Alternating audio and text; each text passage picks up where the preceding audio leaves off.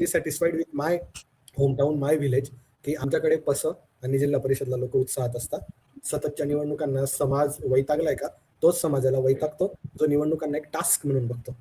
आमच्याकडे निवडणुकांना एक सण म्हणून बघितलं जातं. तर असं आपण कधी म्हणतो का की दसऱ्याला वैतागले बाबा, दरवर्षी दसरा, दरवर्षी संक्रांत, दरवर्षी दिवाळी, नाही वैतागत. माइंडसेट, सणाचा माइंडसेट की झेडपी आली आहे, हा ठीक आहे, प्रत्येकाचे आपापले प्लॅन ठरलेले असतात. झेडपी आली तर काय काय करायचंय झेडपीमध्ये, कोणाचा काटा काढायचा आहे, कोणाला सपोर्ट करायचा आहे, ठीक आहे, कोणाला सपोर्ट करून त्याचा काटा काढायचा आहे, ठीक आहे, याच्यावर टपलेले असतात लोक 5-5 वर्ष.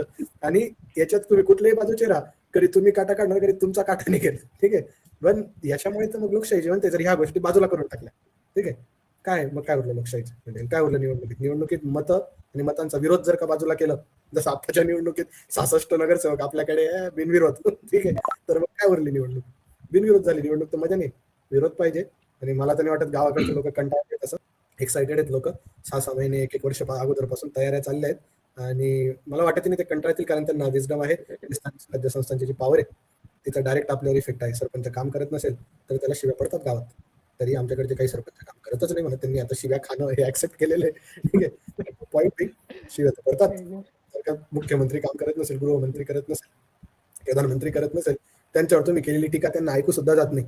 इथं केलेली टीका सोड, तू टोमना मारला तरी ऐकू जात आहे त्याला, ठीक आहे. So many times even if your problem is not solve, you get the feeling that you are heard, कोणीतरी ऐकून घेतलं तुमचं. That also goes a long way. त्याच्यामुळे आय एम डॅम शुअर की अजिबात कंटाळलेले नाही.